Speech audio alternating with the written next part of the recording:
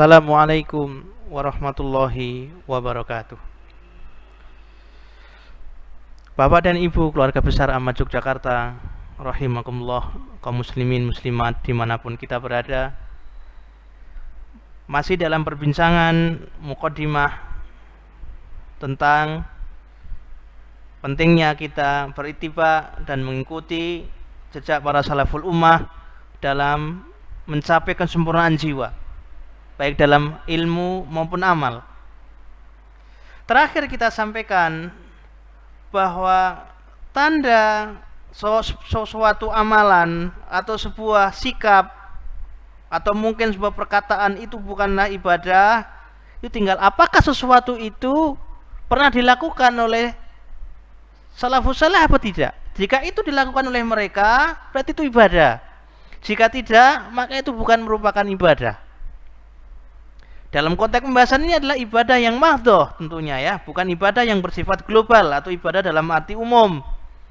Ketika itu sudah berbicara menyangkut ibadah yang mahdhah, ibadah yang khusus, maka itu perlu dalil untuk menetapkannya, apakah ini merupakan ibadah, apakah ini sunnah atau bahkan mungkin malah haram. Ini semuanya berdasarkan athar dari sahabat radhiyallahu taala anhum. Kalau itu mereka lakukan, berarti itu ibadah. Kalau itu tidak dilakukan oleh mereka, maka itu bukanlah ibadah. Sederhana permasalahannya. Fa'alamatul ihdathi fil ibadati hina ma la tara sahabata radhiyallahu taala anhum yata'abbaduna biha. Ketika kalian tidak melihat para sahabat Nabi melakukan amalan tersebut, melakukan perbuatan tersebut, maka itu bukanlah ibadah. Sederhana permasalahannya. Ini sebagaimana juga disampaikan ada athar dari Abu Bakar As-Siddiq radhiyallahu taala anhu yang artinya pada suatu hari Abu Bakar As-Siddiq menyampaikan sebuah hadis Rasulullah SAW tentang suatu buah hal. Tidak disebutkan dalam athar ini tentang apa. Yang jelas pada suatu hari Abu Bakar As-Siddiq menyampaikan hadis Nabi SAW tentang solusi suatu hal.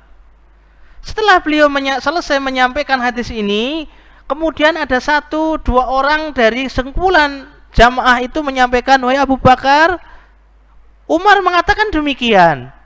Maka Abu Bakar dengan muka merah, marah, kemudian berkata kepada jamaah itu, apa kalian ini? Ketika aku menyampaikan hadis Rasulullah SAW, kemudian kalian berani mengatakan, lah tapi Umar begini, ya tapi Utsman begini. Ini bukan soal kita mempertentangkan antara hadis Nabi SAW dan Umar bin Khattab. Umar bin Khattab jelas sahabat Nabi SAW yang mulia. Beliau adalah termasuk orang yang disucikan oleh Allah Subhanahu Wa Taala dan Rasulnya Muhammad SAW. Tapi yang jadi pembahasan adalah dalam agama ini sudah tauqifi. Kita hanya diperintahkan untuk mengikuti saja. Sudah jelas jalannya begini, bukan yang lain. Sehingga dalam konteks ini bukan masalah kita merendahkan Umar bin Khattab radhiyallahu taala anhu, tapi ketika jelas sudah disampaikan, ini loh ibadah, dasar ibadahnya untuk ibadah demikian. Hadisnya ini jelas sahih hadisnya, tafsirnya demikian, salaful ummah telah menjelaskan, maka sudah kita laksanakan. Tidak usah diperdebatkan, tapi Imam Syafi'i begini, Imam Hambali begini. Terlepas itu semua pendapat mereka, kan tapi jalan yang sederhana jika kita ingin selamat dalam beragama ini, jika kita ingin mencapai kesempurnaan jiwa, maka kita berittiba kepada salaful ummah. Karena mereka adalah sebaik-baik orang yang beribadah. Ketika mereka beribadah, tentunya sudah dibimbing oleh Rasulullah SAW. Ketika mereka tidak melakukan, berarti itu tidak dikatakan sebagai sebuah ibadah. Fasyaitanu yuzayyinul ibadata wa yubahir rujuha fi nadhril abidi min haitsu dzauqi wal wijdi la min haitsul wahyi. Syaitan akan berusaha untuk memalingkan pandangan ahli ibadah dengan perasaan dan dengan intuisinya, bukan berdasarkan wahyu. Seringkali kita melihat atau menemui seseorang misalnya, ya akhi, wahai saudaraku, demikianlah Rasulullah SAW dalam beribadah, demikianlah sunnah Rasulullah SAW ketika menjenguk, kita berziarah kepada saudara kita. Kemudian dia mengatakan, lah tapi itu tidak baik, tidak pas, itu tidak enak perasaan saya mantapnya demikian.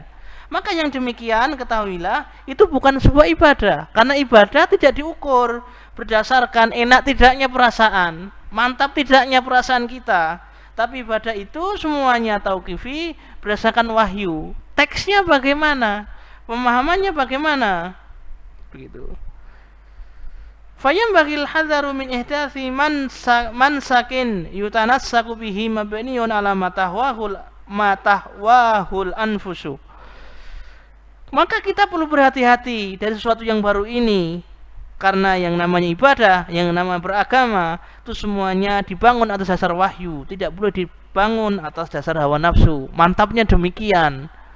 Pak Ustadz ini demikian, yang ngajarin saya demikian. Terlepas kalau Ustadz melakukan sebuah kesalahan dalam ijtihad, maka dia tetap mendapatkan 2 pahala karena dia berijtihad berdasarkan ilmunya. Sedangkan kita sebagai orang yang awam yang tidak mengetahui ilmunya, kalaupun kita melakukan kebenaran, maka kita melakukan kebenaran bukan berdasarkan ilmu. Dan kalau kita melakukan kesalahan, maka akibatnya akan lebih fatal karena kita melakukan kesalahan tidak berdasarkan ilmu tapi berdasarkan hawa nafsu dan perasaan kita semata. Qala Hudzaifatu radhiyallahu taala anhu, kullu ibadatin lam yata'abbad biha ashabu Rasulillah sallallahu alaihi wasallam fala tata'abbadu biha fa innal awwala lam yada' lil akhari maqalan fattaqullaha ya ma'syarul qurra khudhu tariqa man kana qablakum. Hudzaifah bin Yaman radhiyallahu ta'ala berkata, setiap ibadah yang tidak dilakukan oleh sahabat Rasulullah SAW, maka janganlah kalian beribadah dengannya. Karena sesungguhnya generasi awal dari umat ini tidaklah meninggalkan celah untuk kita berpendapat. Semua sudah cukup, semuanya sudah disempurnakan, semuanya sudah didasarkan pada petunjuk dari Rasulullah SAW. Fattaqullaha ya ma'syarul qurra. Maka berhati-hatilah, bertakwalah kalian wahai para pembaca. Ambillah jalan orang-orang sebelum kalian, yaitu jalannya para salaful ummah. Ma'asyiral muslimin rahimani wa rahimakumullah. Kita cukupkan kajian kita sampai di sini dulu. Mudah-mudahan Allah Subhanahu wa taala masih memberikan taufik kepada kita semuanya untuk melanjutkan kajian di pekan yang akan datang. Subhanakallahumma wa bihamdika asyhadu an la ilaha illa anta astaghfiruka wa atubu ilaik. Wa akhiru da'wana alhamdulillahirabbil alamin. Assalamualaikum warahmatullahi wabarakatuh.